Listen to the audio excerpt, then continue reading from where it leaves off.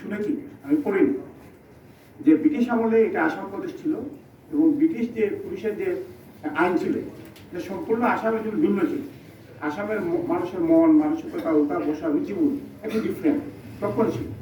এই যে আমার একজন ভাই বলছে যে সিলেটের মানুষ বাইরে যায় না, স্বাচ্ছন্দ্য বোধ করে না, সঙ্গত কারণে এইখানের যে আমাদের যে কালচারটা একটু ডিফারেন্ট।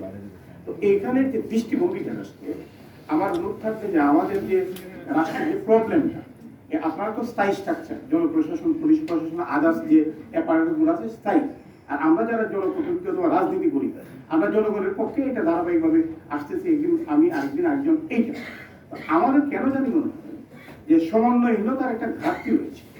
এইখান থেকে যে প্রপারলি যে তথ্য উপাত্তগুলো যাওয়ার কথা, এখানে কোথাও না কোথাও ঘাটতি রয়েছে, যে কারণে যে কোনো সিদ্ধান্ত নেওয়ার ক্ষেত্রে একটা অসঙ্গতি লক্ষ্য হয়, যেটা মাঠ প্রশাসন বাধ্য, হি হ্যাভ টু মানে সার্ভ দিস, বাট ওনার তো এটা বিবেক নেওয়ার মতো কোনো সুযোগই নেই। মিনিস্ট্রি অর্ডার করে উনি বাস্তবায়নে যাবেন, কিন্তু এটা যে ইফেক্টিভিটিটা কী হবে ময়দানের মধ্যে, এটার যে তথ্য উপাত্ত দরকার ঢাকায় কেন, এইখান থেকে কেন জানি আমার মনে হয় প্রপার চ্যানেলটা যাচ্ছে না, যেখানে অসংখ্য দেখা দিচ্ছে এবং মাঠ ময়দানিকে এক্সিকিউশন করার ক্ষেত্রে এটা মারাত্মক বিরূপ প্রভাব ফেলতেছে।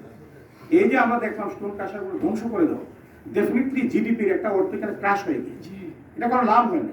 এটা নাম্বার ওয়ান ব্যক্তি ইফেক্টেড হয়েছে, তার ক্ষতি হয়েছে, এরপর রাষ্ট্রের ক্ষতি হয়েছে। আমরা তো আত্মহত্যা করলাম, এটা তো ভূমিরাঙ্গ, আমি তো আমাকে ধ্বংস করে দিলাম।